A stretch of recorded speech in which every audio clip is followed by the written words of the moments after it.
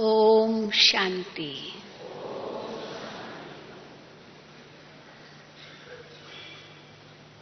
प्यारे बाबा ने हम बच्चों को समय प्रति समय बहुत ही सावधान किया है और अभी भी करते ही रहते हैं। आज भी बाबा ने हम बच्चों को सावधान किया कि बच्चे मेरी याद में रहो, तभी तुम्हारे विकर्म विनाश होंगे, नहीं तो बहुत सजा खानी पड़ेगी। 63 जन्मों के हमारे कर्मों के हिसाब किताब हैं, जिन्हें हमें इस संगम युग में चुट्टू करने हैं, समाप्त करने हैं, भस्म करने हैं। और कभी यह खेल खत्म हो जाए पता भी नहीं चलेगा। इसलिए बाबा ने उसके लिए भी हम बच्चों को सावधान किया है कि बच्चे अचानक का खेल होना है। कोई भी बात आएगी तो पहले से बताकर नहीं आएगी, अचानक होना है।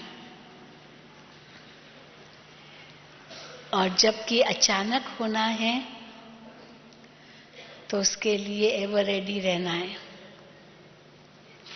उस अचानक को झेलने के लिए, उसको सहन करने के लिए, उसको समाने के लिए, उसका सामना करने के लिए एवर रेडी रहना है।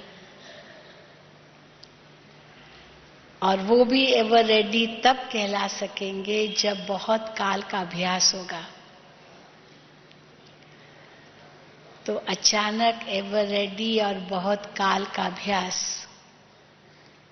ये 3 शब्द भी बाबा ने हमें दिए हैं।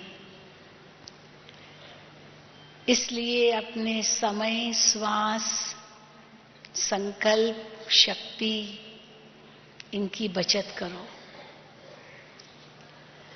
अगर इसको व्यर्थ गंवाएंगे तो अंत में पश्चाताप के सिवा और कुछ नहीं होगा। तो उसके लिए भी बाबा हमें युक्ति बताते रहते हैं कि कैसे करो। समय की बचत करने के लिए 1 सेकंड में फुल स्टॉप लगा सको, क्योंकि व्यर्थ संकल्प, व्यर्थ श्वास चला जाता है, जिससे बहुत शक्ति भी व्यर्थ होती है। इसलिए समय की बचत करो तो श्वास, संकल्प, शक्ति की भी बचत हो जाएगी। और समय की बचत करने के लिए व्यर्थ से बचो, समर्थ बनो, हर चीज सफल करो। उसके लिए बाबा ने 3 बिंदु भी दिए हैं। आत्मा बिंदु, बाप बिंदु, ड्रामा भी बिंदु। 1 सेकंड में फुल स्टॉप लगा सको। क्या, क्यों, कौन, कहां, कैसे, ये प्रश्न मत पूछो।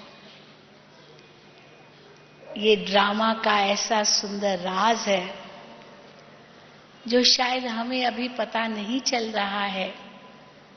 इसलिए प्रश्न पूछ रहे हैं, ये क्यों हुआ, ये क्या हुआ, ये कैसे हुआ। इस राज को अभी हम नहीं समझ पा रहे हैं, लेकिन आगे चल करके ये सब राज खुलेंगे। इसलिए प्रश्न मत पूछो और उसके लिए हर बात में साक्षी बन जाओ। क्योंकि प्रश्न तब नहीं पूछेंगे जब साक्षी बनेंगे। साक्षी बनो और बाबा को साथी बनाओ, तो सहज ही फुल स्टॉप भी लग जाएगा और समय, श्वास, संकल्प शक्ति की बचत होगी। अब ये सब कहना तो बड़ा सहज है। जब कोई बात हमारे सामने आती है, कोई परिस्थिति आती है, उस समय हम ये भूल जाते हैं और कई प्रकार के प्रश्न मन में उठते हैं। लेकिन अगर ये हमारा लगातार अभ्यास होगा साक्षी स्थिति का और बाबा को साथी बनाने का, तो हम अपनी बहुत शक्ति, अपना समय, श्वास की बचत कर सकते हैं। तो कैसे हम साक्षी बनेंगे, जिसको दूसरे शब्दों में कहते हैं कि देखते हुए नहीं देखो, सुनते हुए नहीं सुनो, तभी हम साक्षी बन सकते हैं। क्योंकि दिखाई तो देता है, सुनाई भी देता है, तो साक्षी बनना इतना सहज नहीं है। जो चीज दिखाई देती है, सुनाई देती है, हम उसको कैसे साक्षी होकर के देखें और सुने, सहज नहीं है। लेकिन उसके लिए फिर बहुत काल का अभ्यास अगर होगा तो समय पर साक्षी बन सकेंगे। और बहुत काल का अभ्यास कौन सा है? देही अभिमानी स्थिति, अशरीरी बन जाना। तभी तो सुनते हुए नहीं सुनेंगे, देखते हुए नहीं देखेंगे। अगर हम देह अभिमान में होंगे तो अवश्य दिखाई भी देगा, सुनाई भी देगा। कान तो और ही ज्यादा खड़े हो जाएंगे, आंखें तो फाड़ के देखेंगे ये क्या हो रहा है। कोई आपके लिए कुछ कहे, मान लो, एकदम कान खुल जाते हैं, आंखें बड़ी हो जाती है, ये क्या बोल रहा है, ये क्या मैं देख रहा हूं। लेकिन साक्षी अवस्था, दृष्टा अवस्था वही है कि देखते हुए नहीं देखें, सुनते हुए नहीं सुने। क्योंकि किसी का भी मुंह बंद करना ये तो असंभव है, ये हमको पता है। हम किसी को कहें तुम मेरे लिए ऐसे क्यों बोलते हो, क्या समझा है तुमने? चलो वो कहेगा बोलता हूं, मैंने कोई पाप थोड़ी किया, मैंने कोई गुनाह थोड़ी किया है, कुछ लगा थोड़ी आपको। मुख से बोला, हवा में उड़ गया। और फ्रीडम ऑफ स्पीच है, भारत स्वतंत्र देश है, सबके लिए लोग बोलते हैं। बड़े बड़े राजनेताओं के लिए कोई कम बोलते हैं क्या? किसी को भी छोड़ते नहीं है। वैसे देखो तो भगवान को भी नहीं छोड़ते हैं लोग। अगर किसी का कुछ नुकसान हुआ, कुछ हुआ, कोई कष्ट आया, हे भगवान तुमने मेरे लिए ऐसे क्यों किया, हे भगवान तुम कितने निर्दयी हो, तुम कितने बेरहमी हो। तो भगवान को ही नहीं छोड़ते हैं तो इंसान को क्या छोड़ेंगे? जिसका कोई दोष ही नहीं है उस पर भी दोष धरते हैं कि वो बेरहमी है, वो बहरा है, क्या क्या कहते हैं उनके लिए। तो जिसका कोई दोष भी नहीं है उसी पर ही इतने आरोप लगते हैं, उन पर उंगली उठती है। तो इंसान पर तो क्या नहीं उठेगी। लेकिन जैसे बाबा कहते हैं कि अगर हमारा दिल साफ है, हम सचमुच जैसे आज का वरदान था, हमारे अंदर ऑनेस्टी है, ईमानदारी है, सच्चाई है, तो फिर डरने की बात ही नहीं है। अगर कोई कुछ कहता भी है तो ये शायद उसकी सोच है, पर मेरा तो दिल साफ है, मैंने तो कुछ किया ही नहीं। परंतु अगर अपना ही मन खाएगा तो जरूर गलती तो होगी, तभी तो मन खाता है। और अगर नहीं खाता है तो उस आत्मा पर जैसे आज बाबा ने वरदान में कहा कि रहम दिल बनना है, तो रहम दिल बन करके उस आत्मा को शक्ति देना है कि जो उसकी सोच है वो गलत है, लेकिन उससे नफरत या वैर या दुश्मनी के हिसाब से नहीं, लेकिन रहम भावना से। तो जब बाबा कहते हैं सुनते हुए नहीं सुनो, क्योंकि किसी का हम मुख बंद नहीं कर सकते हैं, देखते हुए नहीं देखो, क्योंकि ये है ही कलयुग का जमाना, यहां अधर्म का बोलबाला है, और कौन जाने कौन से कर्म का किसका कितना किसके साथ हिसाब किताब है, किस जन्म का कुछ पता नहीं है। तो केवल वर्तमान को ही देख करके हम हिल जाते हैं, ये भी हमारा ज्ञान है, क्योंकि वर्तमान का कनेक्शन भूत के साथ बहुत है। कोई भी बात कोई ऐसे ही नहीं होती है, बिना कारण के कोई भी परिणाम नहीं होता है। ये हो ही नहीं सकता कि परिणाम दिखाई दे रहा पर कारण है ही नहीं, हो ही नहीं सकता। बिना कारण के परिणाम नहीं होगा। तो जब ये अटल सत्य है तो फिर प्रश्न तो उठने का सवाल ही नहीं है। क्यों हुआ? कोई कारण है तभी तो हुआ। हाँ, निवारण करने की सोचना जरूर है, पर कारण जानने की जरूरत नहीं है। एक बहुत मिसाल देते हैं, महात्मा बुद्ध का मिसाल देते हैं। उसने ये बात कही कि समझो कोई जंगल में जा रहा है और अचानक पीछे से किसी ने उसको तीर मारा। ये वो महात्मा बुद्ध की पुस्तकों में आता है।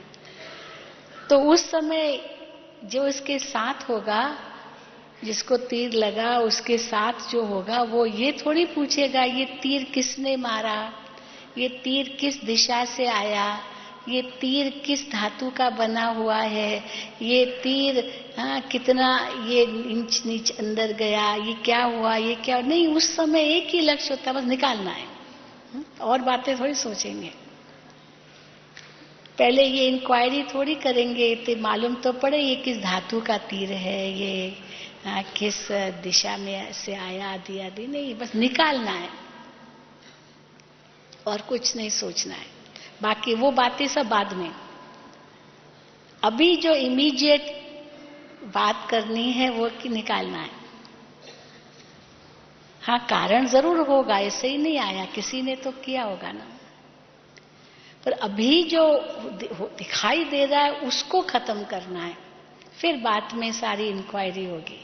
तो ये एक समझ की बात है कि उस समय ये क्या क्यों क्वेश्चन नहीं करेंगे, परंतु उसका इलाज क्या है पहले ये ढूंढेंगे।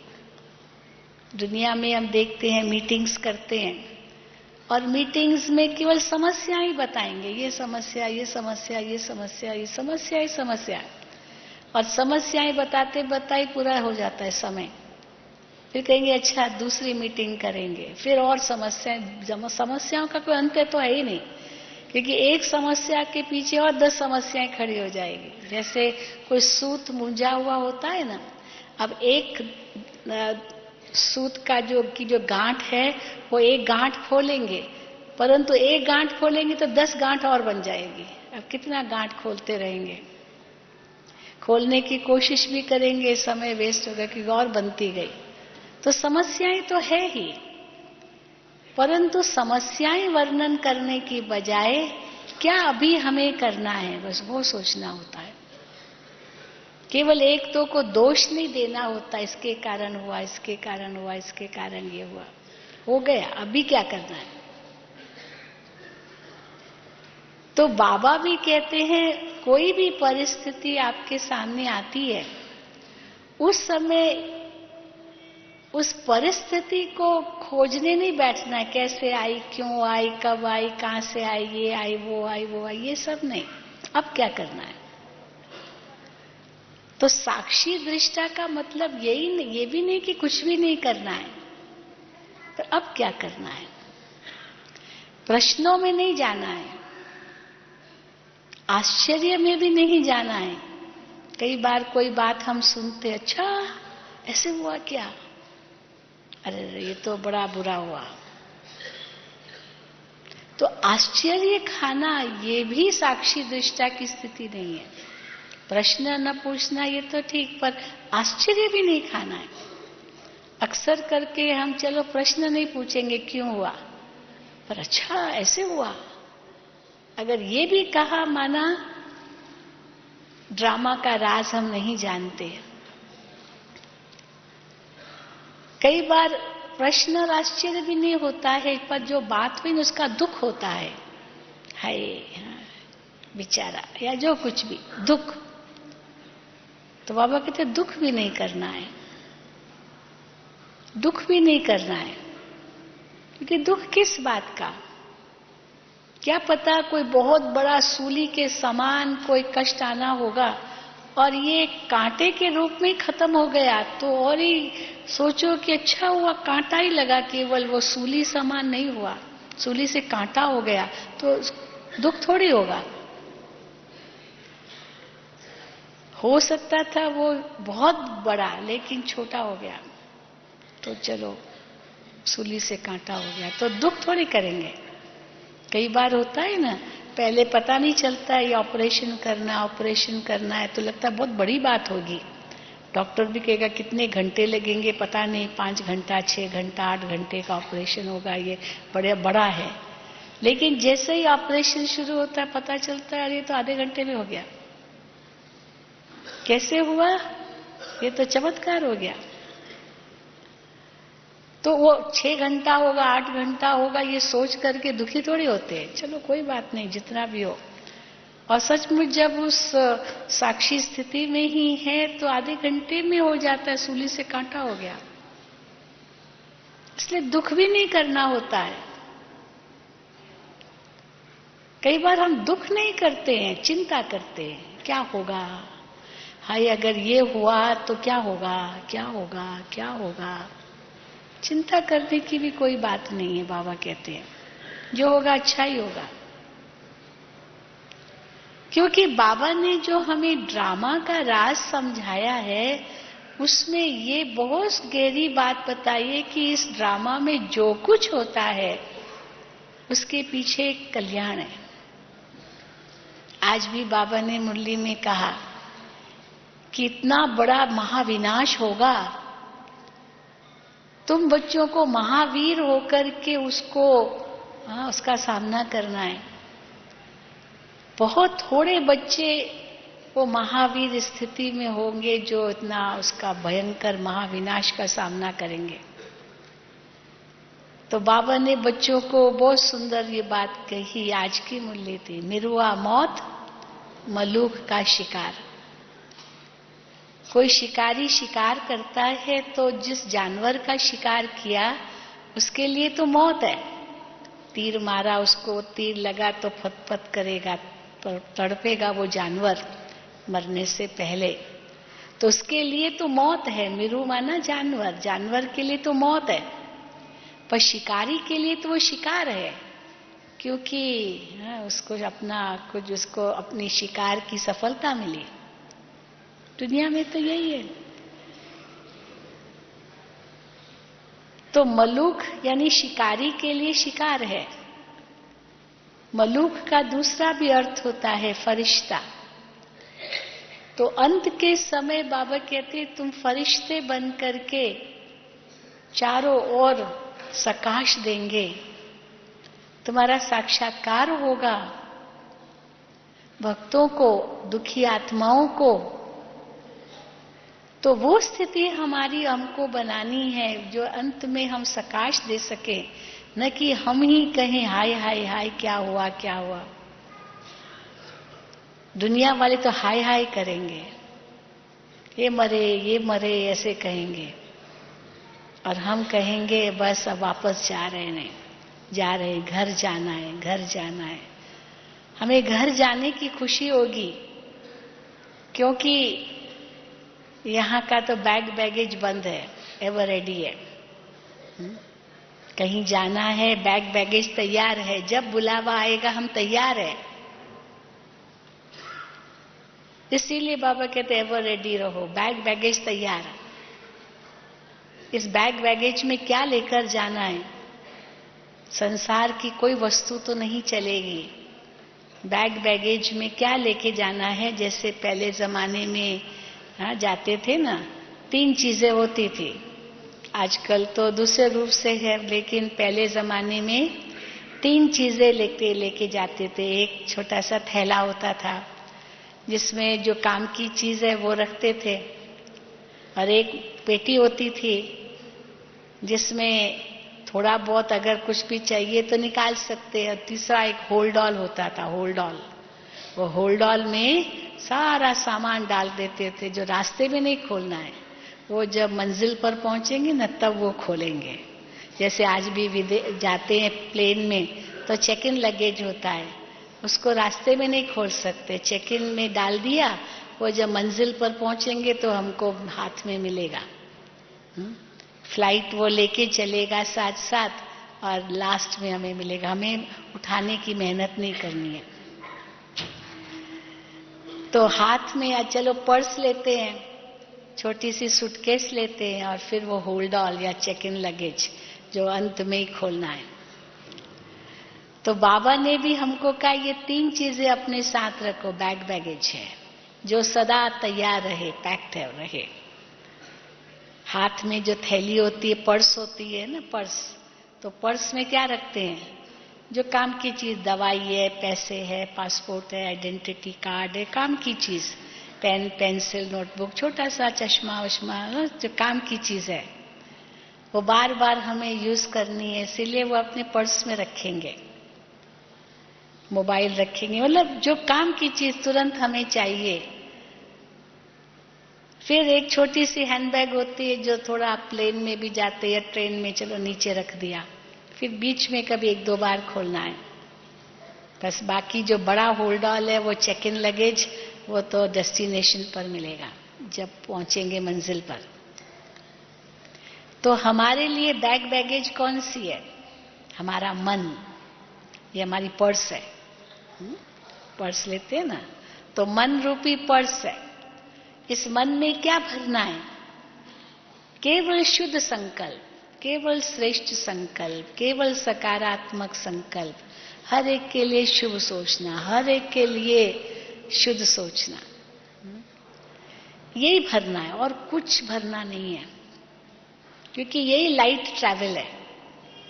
अगर नेगेटिव विचार मन में रखेंगे, किसके प्रति ग्लानि के, ईर्ष्या के, नफरत के, वैर के, दुश्मनी के, लोभ के, ईर्ष्या के, जो कुछ भी, ये भारी हो जाएगा आपका हैंडबैग, उठा नहीं सकेंगे, बोझ बन जाएगा। तो मन में अगर शुद्ध संकल्प, ये हर एक आत्मा के लिए, जिसको बाबा कहते हैं शुभ भावना, शुभ कामना, हर एक आत्मा के लिए, कोई भी हो, कैसी भी हो, तो आपका ये पर्स दुआओं से भर जाएगा, और ये बहुत हल्का होगा, और ये बहुत ही कीमती होगा। तो मन रूपी पर्स में क्या रखो? शुभ भावना, शुभ कामना, श्रेष्ठ विचार, ज्ञान, ज्ञान के रत्न भरो। बस यही मन में संकल्प चलने चाहिए। हर परिस्थिति में ज्ञान अपनाओ। हर बात के लिए बाबा ने ज्ञान दिया है। फिर वो जो छोटी सूटकेस है या थैला है या टैची है छोटी सी, जो थोड़ा कभी बीच में रास्ते में चाहिए, वो आपकी बुद्धि। बुद्धि में क्या भरो? गुण और शक्तियां भरो। किस समय अचानक उस गुण की जरूरत पड़े, उस शक्ति की जरूरत पड़े, उसको यूज कर सको। जिसके लिए बाबा कई बार कहते हैं कि कई बार चीजें तो बहुत होती है, लेकिन वो कहाँ रखी है पता ही नहीं पड़ता। ढूंढते ही रहो, उसमें भी टाइम जाता है। इसलिए का एवर रेडी, वो आपके सामने हाजिर हो। किस समय सहन शक्ति की आवश्यकता है, समाने की शक्ति की आवश्यकता, उस समय हाजिर हो जाए। ये नहीं कि मालिक हो और ऑर्डर करो और वो आए नहीं आपके पास, या 10 मिनट के बाद आए नहीं, उसी वक्त चाहिए। तो वो आपके पास हैंडी हो, जब चाहो निकाल सको। ये भी एवर रेडी की निशानी है। तो मन और बुद्धि, और फिर जो होल्ड ऑल है या चेक इन लगेज जो मंजिल पर मिलती है, वो आपके संस्कार, शुद्ध संस्कार। वो कैसे बनते हैं? श्रेष्ठ कर्मों से बनते हैं। तो जो हम अच्छे कर्म कर रहे हैं, सच्ची भावना से, दिल से सेवा करते हैं, जो कुछ भी हम करते हैं बाबा की याद में, निस्वार्थ भाव से, ये हमारे सत्कर्म पूंजी तैयार होते हैं। ये भविष्य का फल मिलना है। अभी उसको स्वीकार मत करो। अभी ये मत सोचो मैं इतना करता हूं, मैं ये करता हूं, मुझे तो कोई पूछता ही नहीं है, मेरा तो नाम भी नहीं लेता है, मेरा तो कोई मान ही नहीं है, मुझे तो कोई स्थान ही नहीं मिलता, कोई गद्दी नहीं है, कुछ नहीं है, मैं इतना काम करता हूं, कोई देखता भी नहीं है। जरूरत नहीं है, बाबा जानता है, वो देख रहा है। आप अपनी पूंजी जमा कर रहे हो, भविष्य जमा कर रहे हो। नेकी कर दरिया में डाल। कर्म कर रहे हो, फल की चिंता मत करो, फल अपने आप मिलेगा समय पर, आपको सोचने की जरूरत नहीं है। बस दुआएं लेते जाओ, कुछ सामने ठोस मुझे मिले नाम मान शान के रूप में, जरूरत नहीं है। जितना गुप्त उतना और ही भाग्य ज्यादा जमा होता है। जितने छोटे होके रहेंगे उतना और अच्छे। कहते ना, बड़े तो बड़े, छोटे सुभान अल्लाह। बड़ों के सिर पर बहुत मामले होते, छोटों के दुख दूर होते, तो अच्छा है।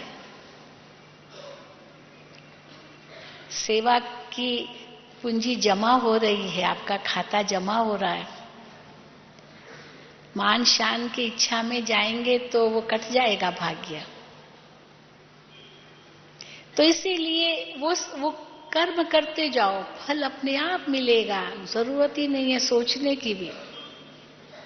वो जो तुरंत फल जो बाबा कहते हैं प्रत्यक्ष फल, तो खुशी वो तो मिलती है, पर उसमें भी अगर संकल्प किया कि मुझे नाम मान नहीं मिला, तो वो भी गायब हो जाएगी, तो प्राप्ति से भी वंचित हो जाएंगे, भविष्य भी कुछ नहीं मिलेगा। बस नेकी कर दरिया में डाल। तो वो हमारे जो शुद्ध श्रेष्ठ संस्कार बन रहे हैं, ये हमारी सच्ची अमानत होगी। जो बाबा कहते हैं तुमको भविष्य में इसका पद मिलना है। इसलिए वर्तमान स्थिति जो साक्षी स्थिति है, उस साक्षी स्थिति में हम न प्रश्न करते, न आश्चर्य खाते हैं, न दुख करते हैं, न चिंता करते हैं, और न डरते हैं। ये भी एक बहुत बड़ा विकार है, भय। डरते हैं। हाँ, जब चिंता में ना डर समाया होता है। चिंता ऐसे ही नहीं आती है, डर के साथ आती है। क्या होगा, तो डर है ना उसके अंदर। तो जैसे ही बाबा हमें कहते बच्चे अच्छा ही होगा, तो डर अपने आप खत्म हो जाता। अच्छा ही होगा, कल्याणकारी ही होगा।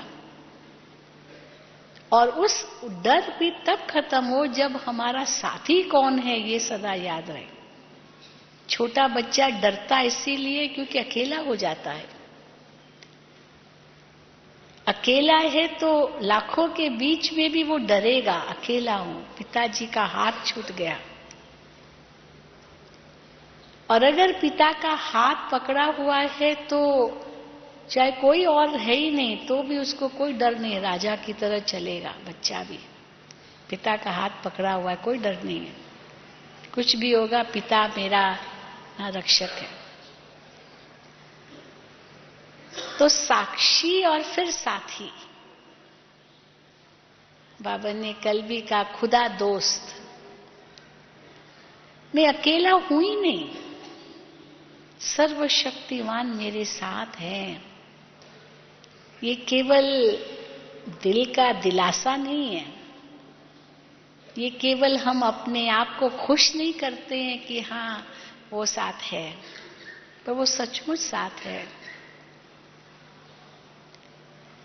इस निश्चय में ही हमारी विजय है, ये हम भूले नहीं। बाबा जब कई बार कहते बच्चे मुझे यूज करो, मुझे यूज करो, कैसे यूज करें हम? हर वक्त अगर बाबा याद है तो कोई भी बात आएगी बाबा, तो देखो बाबा कैसे उस समय कहां से भी मदद भेजेगा। दुनिया में हम समझते हैं परमात्मा जो है ना वो अंतिम सहारा है। पहले तो अनेक सहारे ढूंढते हैं, इंसान का सहारा ढूंढते हैं, वस्तुओं का सहारा, व्यक्ति वस्तु वैभव, कई बातों का सहारा। हाँ, ये होता तो ये हो जाएगा, ये होता तो ये हो जाएगा। तो व्यक्ति वस्तु वैभवों को याद करते हैं सहारा के रूप में। लेकिन जब और कोई सहारा नहीं मिलता, जब देखते कुछ भी सहारा नहीं, हे भगवान अब आप ही सहारा हो तो भगवान को अंतिम सहारा समझते हैं। और हम क्या कहते हैं, अंतिम सहारा है या पहला सहारा है? हा? कौन सा सहारा है वो, अंतिम या पहला? पहला। उनको अंतिम समझते हैं। जब देखते और कोई चारा नहीं, कुछ रास्ता दिखाई नहीं देता है, बस अब गया कि गया, तो हे भगवान अब आप ही मेरे रक्षक हो। या तो ये रूप की अंतिम सहारा है, और अगर उसको चलो एक ही सहारा मानते भी हैं तो भी किस रूप में मानेंगे कि भगवान कोई चमत्कार दिखाएगा तब उसके सहारे का अनुभव होगा। चलो वही सहारा है तो कोई चमत्कार हो जाए तब हम महसूस करें कि हाँ सहारा मिला। लेकिन कोई चमत्कार का भी इंतजार नहीं करना है। जो सहारा भी परमात्मा देगा तो भी किसके द्वारा ही देगा ना। हाँ, वो कहानी सुनाते हैं ना कि एक व्यक्ति कैसे किसी गांव में ऐलान हुआ, अनाउंस हुआ कि बाढ़ आ रही है, कोई डैम फटा है तो पानी आएगा गांव में, इसलिए जल्दी जल्दी गांव खाली करो। तो लोग खाली करने लगे, लेकिन एक व्यक्ति अपनी झोपड़ी में कहा कि नहीं मैं तो नहीं जाऊंगा, भगवान मुझे मदद करेगा, भगवान मेरा सहारा है। तो वो नहीं गया, बाकी सब चले गए। पड़ोसियों ने बहुत कहा चलो चलो चलो, अनाउंस हुआ है खाली करना है गांव, पर वो नहीं गया। तो पानी आ गया तो घर के अंदर भी घुस गया, चारों ओर पानी पानी हो गया, मकान में भी। तो एक नाविक आया, चलो इस नाव में बैठ जाओ। हाँ नाव, क्योंकि पानी चारों ओर हो गया तो नाव चलने लगी, जल्दी बैठ जाओ आपको ले जाएंगे। उसने कहा नहीं नहीं नहीं, भगवान मेरा सहारा है, भगवान मेरा सहारा है। तो पानी और चढ़ गया तो ऊपर चला गया, छत के ऊपर खड़ा हो गया। पानी चढ़ गया छत तक भी आ गया, गले तक आ गया। और एक हेलीकॉप्टर उस समय आया, उसने रस्सी फेंकी, भाई इस पर चढ़ जाओ। तो उसने कहा नहीं नहीं, भगवान मेरा सहारा है, भगवान मेरा सहारा है। हाँ? तो पहुंच गया भगवान के पास। तो भगवान को कहता है, भगवान तुमने मुझे मदद क्यों नहीं की? मैं तो आपको ही सहारा मान रहा था, आपने मुझे मदद नहीं की। तो भगवान ने कहा, कैसे नहीं मदद की? आपको 3 दूत भेजे, मैंने ही तो भेजे थे। वो पड़ोसी भी मैंने ही भेजा, वो नाविक भी मैंने ही भेजा, वो हेलीकॉप्टर वाला भी मैंने ही भेजा, लेकिन आपने समझा ही नहीं।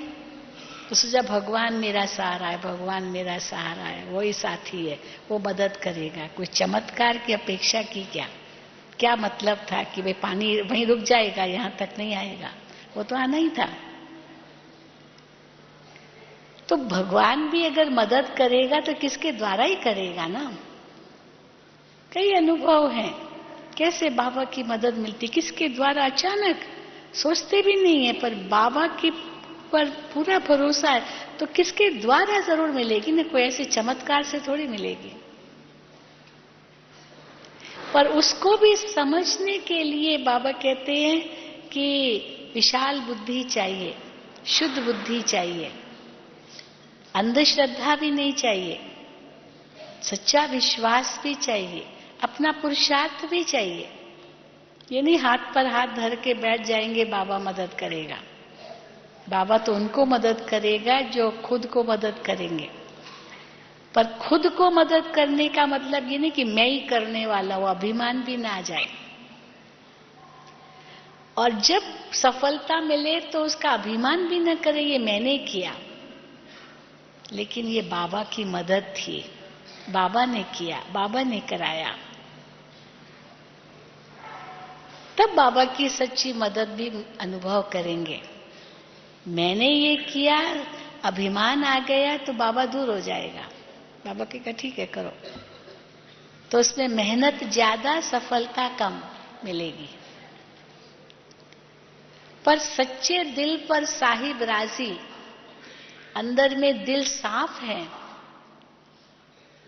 तो चाहे विघ्न कितना भी बड़ा लगता होगा पर बाबा उसको सूली से काटा कर देता है, क्योंकि अंतर में शक्ति है, एक बल एक भरोसे की।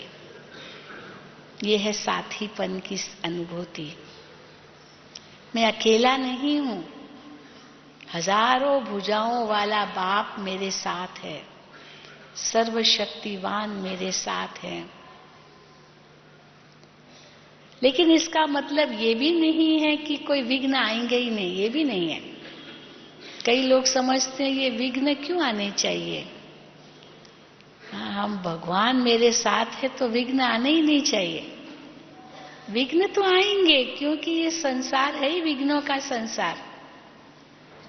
माया तो खड़ी है सामने, बॉक्सिंग चल रही है, तो सामने वाला मुझे ठोसा न मारे ये थोड़ी होगा। बॉक्सिंग के वो एरिना में खड़े हैं और बॉक्सिंग चल रही है और मैं को ये मुझे मारे नहीं, ये थोड़ी होगा, वो तो मारेगा। लेकिन मुझे कैसे उसका सामना करना है ये मुझे ज्ञान हो, वो मारे नहीं ये नहीं सोचना है। बॉक्सिंग में भी देखते अगर कोई गिरता भी है तो गिरना कोई बड़ी बात नहीं है, कई गिरते हैं पर फिर संभल जाते हैं। तो गिरना ये हाथ नहीं है, पर गिरने के बाद फिर संभल गए तो जीत फिर भी हो सकती है। पर संभले नहीं, हार मान ली तो गई काम से। तो माया के साथ तो अभी बॉक्सिंग है ही ना हमारी। बाबा रोज मुरलियों में कहते हैं कोई असुरों और देवताओं की लड़ाई नहीं लगी थी, न पांडव कौरवों की लड़ाई लगी थी, लेकिन ये माया के साथ हमारी युद्ध है। इसलिए माया तो दुस्तर खड़ी है, वो समझती है ये मेरा ग्राहक क्यों मुझसे छूटेगा। इसलिए जब ये बात हम समझते हैं तो बाबा को भी हम छोड़े तो नहीं ना। कहीं ऐसा भी न हो कि जिसको बाबा कई बार कहते न इधर के रहे न उधर के रहे। बाबा भी छूटा और समझते हैं कि भाई बाबा साथ है, पर बाबा तो छूटा हुआ है और दुनिया को भी छोड़ा, समझा दुनिया मेरे साथ है, तो वो भी नहीं है साथ, तो बाबा भी साथ नहीं है, तो दोनों जहां से गए। तो जिसका हाथ पकड़ा है उसका हाथ मजबूत पकड़ना चाहिए, वो छूटे नहीं। जिस ओर जाना ही नहीं है उस ओर का रास्ता तकना ही क्यों, उसको देखना ही क्यों। अब उस पुरानी दुनिया में से मेरा लंगर हट चुका है, तो उस पुरानी दुनिया के बारे में सोचना ही क्यों। बाबा ने कहा कि बच्चे मेरे साथ चलना है, अभी घर चलना है, घर चलना है। तो घर चलना है, घर चलना है, इसकी धुन लगी रहे, धुन लगी रहे, घर जाना है। उसके लिए एवर रेडी बनना है, लाइट बनना है, हल्का बनना है। अचानक आ जाएगा बुलावा, सचमुच हम तो देखते अचानक, मन न चित, कैसे अचानक सब कुछ होता है। उस समय आश्चर्य खाना एक स्वाभाविक हो जाता है, लेकिन नहीं, आश्चर्य नहीं खाना है, प्रश्न नहीं करना है, दुख नहीं करना है, चिंता नहीं करनी है, डरना भी नहीं है। इसको कहा जाता है साक्षी स्थिति और बाबा को साथी रखना। हर परिस्थिति में अचल अडोल अटल स्थिति रहेगी, क्योंकि थोड़ा भी हम चलायमान हुए ना तो माया तो इंतजार कर ही रही है, और माया वहीं से आक्रमण करेगी जहां वो कमजोर हिस्सा देखेगी, हमारा कमजोर हिस्सा। जो स्ट्रांग हिस्सा है उस पर आक्रमण नहीं करेगी। जहां पर थोड़ी भी जिस संस्कार में हमें कमजोरी होगी हमारी, वहीं आक्रमण करेगी। चाहे वो आलस्य के रूप में हो, चाहे वो मुख की जुबान के रूप में हो, चाहे दृष्टि के रूप में हो, चाहे कोई भी कर्म के रूप में हो, तो जिसमें हमारी कमजोरी है, चाहे जीव रस के रूप में हो, जिस भी रूप में कमजोरी है उसी रूप में माया आक्रमण करेगी। और ये भी नहीं है कि उसी एक रूप से हर बार आएगी, लेकिन हर बार नया रूप लेकर के आएगी, और ये भी पता नहीं चलेगा कि ये माया का रूप है। तो जैसे बाबा बहुरूपी है तो माया भी बहुरूपी बन के ही आती है, लेकिन उसकी परख शक्ति चाहिए, माया है। सीता के लिए दिखाते ना, रावण को उसने पहचाना नहीं। वो मृग जो सोने का मृग था वो भी राक्षस ही था, पर उसको पहचाना नहीं।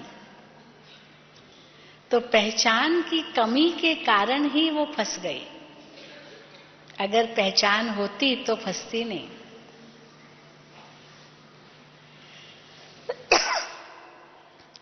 तो हम बच्चे भी कहां तक अपने आप को निश्चय के साथ साथ हम अटल स्थिति में हैं, हिलते नहीं हैं, डरते नहीं हैं, ये हम अपने आप में देखें। अगर कुछ भी हो जाए उस समय बाबा कहो तो बस अनुभव होगा कि बाबा मेरे साथ है, और ये दृश्य को साक्षी दृष्टा की तरह हमें देखना है। सबसे बड़ा डर इंसान को होता है मृत्यु का, सबसे बड़ा डर। दुनिया में कितने प्रकार के डर हैं, लंबी लिस्ट है, डर क्यों होता है, किस बात से डर होता है, लेकिन सबसे बड़ा डर है मृत्यु का डर। और बाबा ने तो हमारा ये डर एक सेकंड में खत्म कर दिया। आत्मा का ज्ञान देकर ही डर एक सेकंड में मिट गया। मैं आत्मा तो अजर अमर अविनाशी हूं, मैं तो कभी नहीं मरती हूं। सतयुग में आत्मा अभिमानी का ज्ञान ये रहेगा। यहां से ही तो संस्कार ले जाएंगी ना देवताएं भी। भले परमात्मा का ज्ञान नहीं रहेगा, आज भी बाबा ने मुरली में कहा वहां न कोई परमात्मा को याद करेगा, न भक्ति करेगा, न किसी को कुछ साक्षात्कार भी होगा, जरूरत ही नहीं है। ये सब द्वापर कलयुग में है, भक्ति और साक्षात्कार और परमात्मा को याद करते हैं। पर एक चीज तो कायम रहती है सतयुग त्रेता में भी, और वो कौन सी है? देह त्यागने से पहले आत्मा का ज्ञान रहता है कि मैं आत्मा ये चोला छोड़ नया चोला लूंगा। साक्षात्कार इसका जरूर होता है कि बच्चा जाकर बनूंगा। माँ बाप को भी साक्षात्कार इस रूप में होता है कि बच्चा आने वाला है, क्योंकि है तो पवित्र योगी। काम वासना की तो बात ही नहीं है जो उससे पता चले कि भाई हाँ बच्चा होगा। पर ये साक्षात्कार जरूर होगा कि बच्चा आने वाला है। और उस आत्मा को भी साक्षात्कार इसका तो होगा कि ये चोला छोड़ मुझे नया बच्चे का चोला लेना है। बाकी और साक्षात्कार कोई परमात्मा का साक्षात्कार नहीं होगा। इसलिए आत्मा अभिमानी स्थिति तो परम धाम तो सतयुग में भी रहेगी, और ही परम धाम में आत्मा ज्योति रूप में होगी तो उसको उस समय कोई भान नहीं होगा कि मैं कोई आत्मा रूप में ज्योति स्वरूप हुआ। तो जैसे डीप स्लीप स्टेज है, घोर निद्रा की अवस्था है, सुषुप्त अवस्था है, आत्मा को कुछ अनुभव नहीं है। इसीलिए हम कहते हैं मुक्ति से ज्यादा श्रेष्ठ है जीवन मुक्ति, क्योंकि जीवन में रहते मुक्ति का अनुभव है। दुखों से मुक्ति, रोगों से मुक्ति, पापों से मुक्ति, जन्म मरण की जो पीड़ा है, कष्ट है, उससे मुक्ति। आत्मा शरीर में होते हुए भी न्यारी है और सर्व गुणों की स्वरूप है। तो यही हमारी स्थिति बने, यही बाबा चाहते हैं, ताकि अंत के समय हम कैसे उड़े बाबा के पास, हल्के होके उड़े, कोई बोझ हमको नीचे न ले आए, कोई भी प्रकार का आकर्षण न व्यक्ति का, न वस्तु का, न वैभव का, न इस संसार की कोई भी चीज का आकर्षण मन को नीचे न खींचे। एक सेकंड में आत्मा पंछी बन के उड़ जाए। कई बार कईयों के अनुभव सुनते हैं, बहुत सुनते हैं कि एक आत्मा थी, बहुत सेवा की, बहुत सेवा की, बहुत सेवा की उसने, मकान दिया, सेंटर बनाया, इतना सब कुछ किया, सब कुछ, इतनी सेवा सेवा सेवा सेवा के सिवाय और कुछ उसको लगन थी नहीं, बात थी नहीं बुद्धि में। पर अचानक कहीं गया और वहीं उनका एक्सीडेंट हुआ, एक सेकंड में आत्मा उड़ गई। अभी 2-4 दिन पहले न्यूज सुनी, तो सुनते हैं कुछ ना कुछ। तो ये लगा कि ये इतनी श्रेष्ठ आत्मा, इतनी सेवा करने वाली आत्मा, कैसे ये बाबा ने क्यों उठाया। लेकिन जब संदेश पूछा तो संदेश तो बहुत ही निराला था, क्योंकि उनको भी कई बातें थी। खुद तो चलता था ज्ञान में, लेकिन परिवार नहीं चलता था, परिवार की प्रॉब्लम तो थी, कुछ शरीर के हिसाब किताब भी थे। जितनी सेवा की लगन थी उतनी नहीं कर पाता था, तो भी सेवा करता रहता था। और गया तो एक सेकंड में उड़ गया। तो बाबा ने संदेश भेजा कि अब बाबा उसको एक नई सेवा देंगे, और जो इसकी इच्छा है वो सब पूरी हो जाएगी।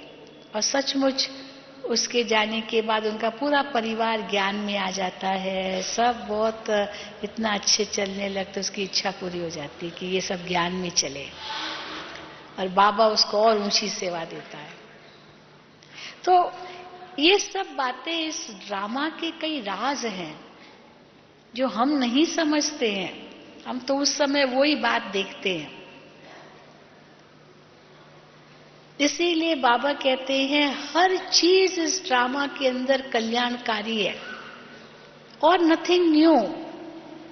ये नथिंग न्यू का पाठ ब्रह्मा बाबा ने इतना पक्का किया था कई बाबा के बच्चे ऐसे थे, आज नंबर 1 में हैं, इतना आगे जा रहे। बाबा मुरलियों में बताते हैं, इतना आगे गए, इतना आगे जाते, जो बाबा उनको 1-2 की गिनती में रखते थे माला में, और फिर देखो तो अचानक माया के वश हो गए तो 16,108 में भी नहीं, उससे भी बाहर चले जाते, प्रजा में भी जाके चंडाल बनते। आज की मुरली थी बाबा की। तो ब्रह्मा बाबा उस बात को कैसे लेते थे? बच्चे, ये सब ड्रामा में इनका पार्ट ऐसा है। बच्चे, इनका कोई दोष नहीं, कलप कलप ऐसा ही होता है। तो इस ड्रामा के ज्ञान को हम कैसे साक्षी दृष्टा होकर के देखें, इस खेल को, इस नाटक को देखें, क्योंकि जो कुछ भी इस नाटक में हो रहा है, एक तो नई बात नहीं है, उसके पीछे कोई राज है, और तीसरी बात, कुछ भी इस संसार में नष्ट तो होता ही नहीं है। फिर कलप के बाद फिर मिलेंगे। चलो कोई आत्माएं चली भी गई, लेकिन कलप के बाद तो फिर मिलेगी ना, क्यों नहीं मिलेगी? इसी रूप में मिलेगी, इसी रूप में आज इस समय मिली थी, फिर मिलेगी, पहले भी मिले थे। ये जिससे हमारी बुद्धि इतनी विशाल बन जाती है, इतनी दूरांदेशी बाबा कहते बन जाती है, जो हम सब हदों को 1 सेकंड में खत्म कर देते हैं और साक्षी दृष्टा बन सकते हैं, बाबा को अपना साथी बना सकते हैं। और अगर ऐसी अवस्था हो जाए तो कर्मातीत बनना, संपूर्ण बनना कितना दूर होगा? कितना दूर होगा? पास होगा या दूर होगा? हाँ, बाप समान बनना कितना दूर होगा? बिल्कुल समीप होगा। बस यही बाबा हम बच्चों में देखना चाहते हैं, जो हम दादियों में देखते हैं, ब्रह्मा बाबा में, मम्मा में देखा, अभी दादियों में वही देखते हैं। इतना सब कुछ हिसाब किताब है, चुकतू तो करना ही है, खुशी खुशी कर रहे हैं, सूली से कांटा हो रहा है। तो इसीलिए उनको भी जब देखते हैं तो लगता है हमारा तो कुछ भी नहीं है उसकी भेंट में। और यही सब हिसाब किताब चुकतू करने हैं, सजाएं नहीं खानी है। ये नहीं कि कुछ हिसाब किताब छोड़े और जो सजा खानी पड़े, सब यही पूरा करना है। इसलिए अगर कुछ होता भी है, सब चलो चलो आगे चलो, आगे चलो, आगे चलो, तो वही रह जाएगा, बात तो पूरी हो जाएगी, हमको आगे जाना है। तो इसी स्थिति से सदा आगे बढ़ते रहें, यही हमारी शुभकामना, शुभ भावना है आप सबके लिए। ओम शांति, ओम शांति, ओम शांति।